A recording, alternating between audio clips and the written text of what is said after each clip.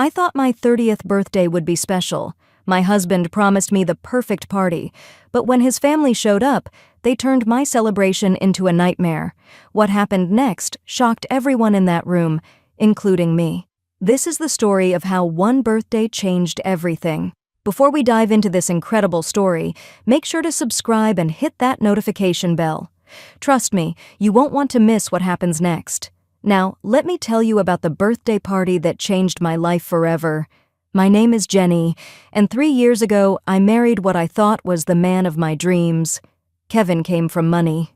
The kind of family that had portraits in their hallway and servants who knew exactly how much cream to put in your coffee without asking. I, on the other hand, grew up in a small apartment above my mom's flower shop. We weren't poor, but we definitely weren't rich either. And Kevin's family never let me forget it. When Kevin proposed, I was over the moon. He was charming, successful, and he made me feel like I was the most important person in his world. But that feeling started to fade pretty quickly once I met his family. His mother, Carol, had this way of looking at me like I was a stain on her expensive carpet. His sister Amanda would smile sweetly while making comments that cut like glass. And don't even get me started on the rest of them. But Kevin always reassured me. "They just need time to get to know you," he'd say. "You're amazing, and they'll see that eventually." I held on to those words like a lifeline, believing that love would be enough to bridge the gap between our worlds. So when my 30th birthday was approaching, Kevin promised me something special. "Just close family," he said, kissing my forehead. "Something intimate and perfect, just for you." I was so excited. Maybe this would be the moment his family finally accepted me. Maybe they'd see how much Kevin loved me and realize I wasn't going anywhere. The morning of my birthday, I spent hours getting ready. I wore a beautiful red dress that Kevin had bought me for our anniversary. I did my hair in soft waves, and I even splurged on professional makeup. I wanted to look perfect. I wanted to belong. Kevin had decorated our living room with white and gold balloons, and I'd spent the entire previous day cooking. I made all of Kevin's favorite foods, thinking his family might appreciate the effort. There was homemade lasagna, garlic bread from scratch, and a chocolate cake that took me 4 hours to perfect. Everything looked beautiful, and for a moment, I felt hopeful. Then the doorbell rang. Carol walked in first, and I immediately knew something was wrong. Instead of the warm hug I was hoping for, she gave me one of those air kisses that rich people do when they don't actually want to touch you. "Happy birthday, dear," she said, but her eyes were already scanning the room with disapproval. Behind her came Amanda, dressed in a designer outfit that probably cost more than my monthly salary. "Oh, how cozy," Amanda said, looking around our living room like she'd never seen regular furniture before. "Did you do all this yourself, Jenny?" The way she said it made it sound like a bad thing. More family members started arriving. Kevin's Uncle Paul, his Aunt Margaret, his cousin Jessica, and a few others I barely knew. Soon our small living room was packed with people who all seemed to be speaking a language I didn't understand. Not literally, of course, but they had this way of communicating with looks and subtle comments that made me feel like an outsider in my own home. I tried to be the perfect hostess. I offered drinks, made sure everyone had enough food, and smiled until my cheeks hurt. But with every passing minute, I could feel their judgment settling over me like a heavy blanket. I heard Carol whisper to Margaret about the store-bought decorations, and Amanda mentioned to Jessica how some people just don't know how to entertain properly. The worst part was Kevin. My husband, the man who was supposed to be my partner, my protector, was nowhere to be seen when it mattered. He laughed at his uncle's jokes, nodded along with his mother's comments, and seemed completely oblivious to the fact that his family was slowly picking me apart. Then came the gifts. "Present time," Amanda announced cheerfully, and everyone gathered around our coffee table. I sat down, trying to maintain my smile, while Kevin positioned himself behind me with his hands on my shoulders. For a moment, I felt supported, protected. Carol went first. She handed me a beautifully wrapped box with a smile that didn't reach her eyes. "I thought this might be helpful for you, dear," she said. Inside was a cookbook titled Cooking for Beginners, Simple Meals for the Modern Wife. The note inside read, "Thought you might want to expand your repertoire. Love, Carol." The pause before repertoire felt deliberate, like she was choosing her words carefully. My face burned, but I managed to say, "Thank you." Kevin squeezed my shoulders, but he didn't say anything. Not a word. Amanda was next. Her gift was even more pointed, a voucher for etiquette classes. "I know how important it is to feel confident in social situations," she said sweetly. "These classes are supposed to be amazing for people who want to improve themselves." Again, that loaded pause. The gifts kept coming, each one more insulting than the last. Uncle Paul gave me a book about marrying up, with a wink. Aunt Margaret presented me with a gift certificate for appropriate dinner party attire. Cousin Jessica handed me a self-help book about finding your place in high society. With each gift, I felt myself shrinking. These weren't presents. They were messages. Messages that I wasn't good enough, that I didn't belong, that I needed to be fixed. And through it all, Kevin said nothing. He just stood behind me, his hands on my shoulders, while his family systematically tore me down. Then Uncle Paul decided to give a toast. He stood up, raising his wine glass, and cleared his throat. "I'd like to say a few words about our dear Jenny on her special day," he began. The room fell silent. You know, it's not every day that someone gets the opportunity to, how should I put this, elevate their station in life. He chuckled, and a few other family members joined in. Some people are born into society, and others have to learn as they go. But that's what makes life interesting, doesn't it? When people from different worlds collide. I felt Kevin's hands tighten on my shoulders, and for a moment, I thought he was going to say something. I thought he was going to stand up for me. Instead, he just stood there, letting his uncle humiliate me in front of everyone. The conversation after the toast was even worse. They started talking about me like I wasn't even there. Carol mentioned how difficult it must be for Kevin to navigate the cultural differences in our marriage. Amanda wondered aloud if I was comfortable at the country club events Kevin had to attend for work. Margaret suggested that maybe I should consider taking some classes to better understand their world. I sat there, listening to them dissect my worthiness like I was some kind of specimen in a lab. And Kevin? Kevin just nodded along, occasionally laughing at their jokes, never once standing up for the woman he claimed to love. The breaking point came when Carol, emboldened by the wine and the group's agreement, looked directly at Kevin and said, "Honey, you know I love you, but maybe it's time to reconsider your life choices. You're still young. It's not too late to find someone more suitable." The room went dead silent. Everyone was staring at Kevin, waiting to see what he would do. I was staring at him too, my heart pounding, desperately hoping that this would be the moment he finally defended me. But instead, Kevin looked down at me with an expression I'd never seen before. It was disappointment mixed with something that looked almost like agreement. "You know what?" he said quietly, and my blood turned to ice. "Maybe you're right." I felt like I'd been slapped. The room was so quiet you could hear a pin drop. Everyone was staring at us now, sensing that something major was happening. Kevin stepped away from me, running his hand through his hair. "I've been thinking about this for a while," he continued, his voice getting stronger. "We are really different, Jenny. Maybe too different. I thought love would be enough, but..." He gestured around the room. "Look at tonight. You don't fit in with my family. You don't understand our world. Maybe it's time we both admitted that this isn't working." I couldn't breathe.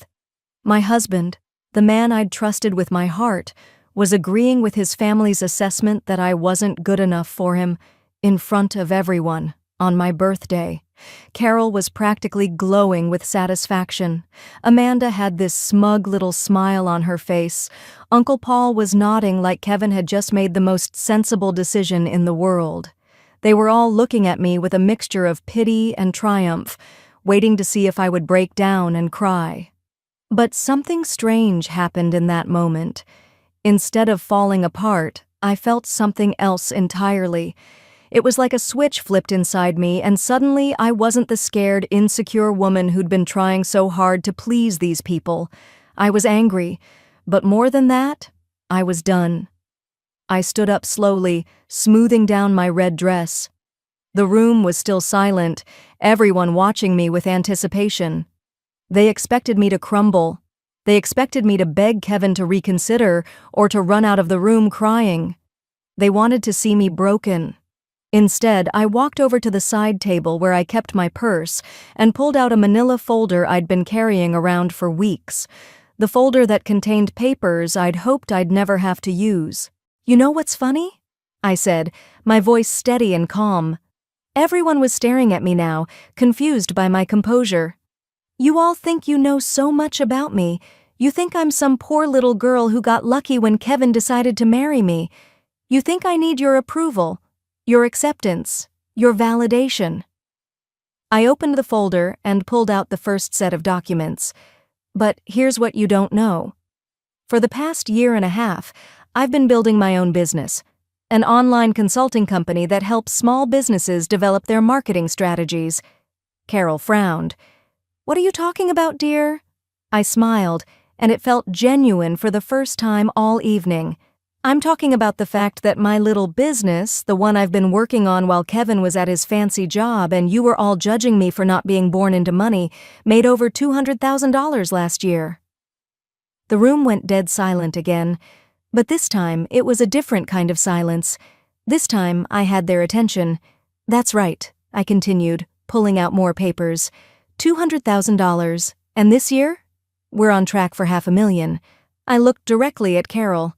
"Funny thing about money, it doesn't care where you come from. It only cares about the value you provide." Kevin was staring at me like he'd never seen me before. "Jenny, what are you—" "I'm not finished," I said calmly. "You see, Kevin, while you were busy being ashamed of me, I was busy building something. Something that's mine. Something that has nothing to do with your family's old money or your country club connections." I pulled out another set of papers. "These are divorce papers. I've already consulted with a lawyer and I know exactly what I'm entitled to. Spoiler alert, it's not much, because I don't need much. I have my own money, my own career, my own future." Amanda looked like she'd swallowed a lemon. "You can't be serious." "Oh, I'm completely serious," I said. "I'm serious about the fact that I've spent 3 years trying to earn the approval of people who are never going to give it to me. I'm serious about the fact that I married a man who just agreed with his family that I'm not good enough for him. And I'm most serious about the fact that I'm done." I walked over to Kevin, who was still staring at me in shock. "You want to know the real difference between your world and mine?" I asked. "In my world, when someone you love is being attacked, you defend them. You don't join in. You don't stand there silently while they're being torn apart. You fight for them." Kevin opened his mouth to say something, but I held up my hand. "I'm not saying this to hurt you," I continued. "I'm saying it because it's true. Your family doesn't respect me, and more importantly, neither do you. You just proved that in front of everyone here tonight."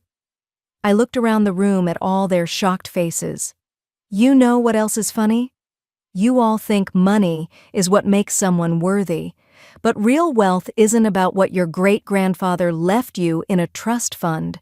Real wealth is about creating something from nothing, building something with your own hands, having the strength to stand on your own." I picked up the divorce papers and handed them to Kevin. "I don't need your money. I don't need your family's approval, and I sure as hell don't need a husband who thinks I'm not good enough for him." Carol found her voice first. "Now see here, young lady." "No," I said firmly. "I'm not a young lady to you anymore. I'm not your son's wife anymore. I'm a successful businesswoman who's about to be very happily divorced." I gathered up my papers and put them back in the folder. The room was so quiet you could hear everyone breathing. "Oh, and one more thing," I said, turning back to face them all. "That cookbook you gave me, Carol? I actually don't need it. I've been cooking for myself since I was 12 years old, when my mom was working double shifts to pay our rent. That etiquette book, Amanda? I've been running client meetings with CEOs and handling million-dollar deals. Turns out, treating people with respect is the only etiquette that actually matters. I walked to the front door, then turned back one last time. "Thank you," I said, and I meant it. "Thank you for showing me exactly who you all really are. And thank you for showing me that I'm stronger than I ever thought I was." Kevin finally found his voice. "Jenny, wait. Please, can we talk about this?" I looked at him, really looked at him, for what I knew would be the last time. "There's nothing to talk about, Kevin. You made your choice tonight. You chose them over me. You chose their approval over your wife. That tells me everything I need to know." I opened the door and stepped outside into the cool night air. Behind me, I could hear the chaos starting, voices raised, arguing, blame being thrown around. But I didn't look back. As I walked away from that house, away from those people, away from a life that was never really mine, I felt something I hadn't felt in 3 years. I felt free. The next few months weren't easy, but they were honest.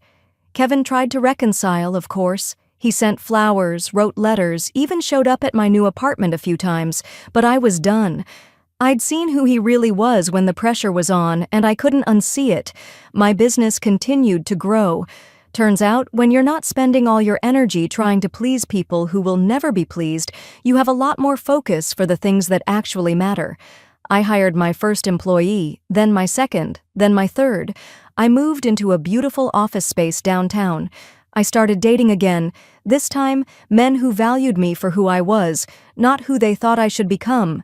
And you know what the best part was? I never had to pretend to be someone else again. I never had to smile through another insult or laugh at another joke at my expense. I never had to watch the person who was supposed to love me fail to defend me. That birthday party was the worst night of my life, but it was also the most important, because sometimes you need to hit rock bottom to realize that the only way out is up. Sometimes you need to see exactly how little you're valued to understand how much you're really worth. Carol was right about one thing. It's never too late to reconsider your life choices. I reconsidered mine, and I chose myself. I chose my worth. I chose my future, and I've never looked back. Jenny's story shows us that we should never let anyone make us feel less than we are. If this story inspired you, please like this video and subscribe for more incredible true stories. Share your thoughts in the comments. Have you ever had to stand up for yourself like Jenny did? And remember, you are worthy of respect, no matter what anyone else thinks. I'll see you in the next video.